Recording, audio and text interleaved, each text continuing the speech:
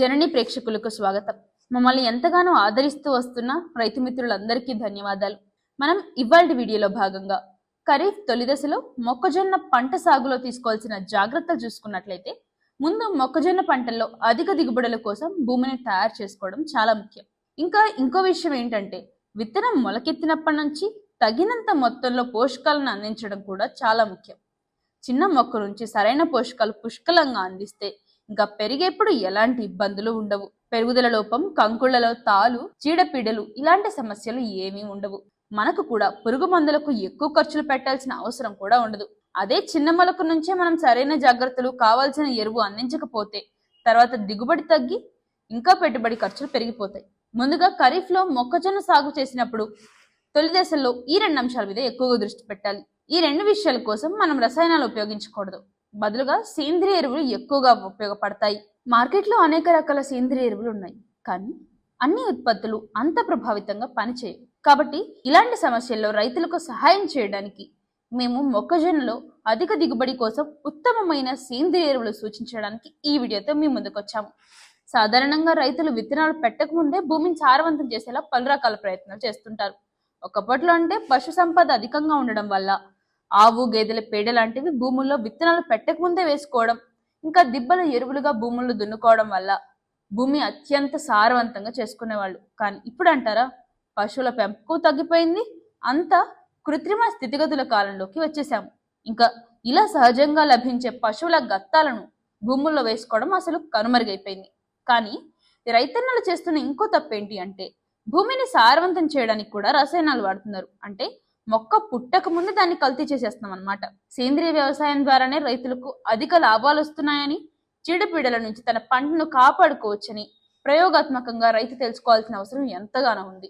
ఇలా భూమిని సారవంతం చేసి భూమిలో మొక్కలకి అవసరమైన కార్బన్ శాతాలు పెంచి మొక్కలను ఆరోగ్యవంతంగా చేసేలా మార్కెట్లో 100% ఆర్గానిక్ అయిన ఔర శుద్ధి ది బెస్ట్ ప్రొడక్ట్ అని చెప్పుకోవాలి. భూమిని గుల్లబార్చి వేరు వ్యవస్థను పటిష్టం చేస్తుంది ఈ ఔర శుద్ధి. ఇందులో లియోనైట్రేట్, సీవీడ్ తో పాటు మరికొన్ని ఖనిజాలు మిళితమై ఉన్నాయి. వేర్లకి సంబంధించి వేరు కుళ్ళు కానీ, వేరు తెగులు కానీ ఎలాంటివి దగ్గరికి రానిది ఈ ఔర శుద్ధి.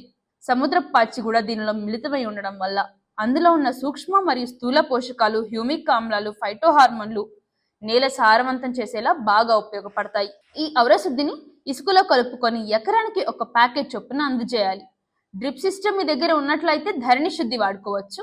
డ్రిప్ సిస్టమ్ అందరికీ ఉండాలని లేదు కదండి. డ్రిప్ సిస్టమ్ లేని రైతులందరూ ఔర శుద్ధిని పంటల్లో అందించుకోవచ్చు. ఇంకొకటి ఏంటి అంటే, మన రైతులందరూ ఆ మొక్కలకి వ్యాధులు వచ్చాక ఏం చేయాలి, ఏం ఎరువులు వాడాలి అని ఆలోచిస్తుంటారు. మరియు అప్పటికప్పుడు తాత్కాలిక నివారణ కోసం ఏవేవో రసాయనాలు అధిక మొత్తాల్లో స్ప్రే చేస్తూ ఉంటారు. కానీ ఇది ఎంతవరకు కరెక్ట్ మీరే ఆలోచించండి. ముందు నుంచే పంటకి తగినన్ని పోషకాలు అందించడం వల్ల మొక్కల్లో రోగనిరోధక శక్తి పెరిగి ఎలాంటి వ్యాధులు రాకుండా, ఒకవేళ వచ్చినా మొక్క తట్టుకునేలాగా తయారవుతుంది. ఇలా సూక్ష్మ పోషకాల వృద్ధికి మళ్ళీ రసాయనాలు ఇస్తే పనవదు.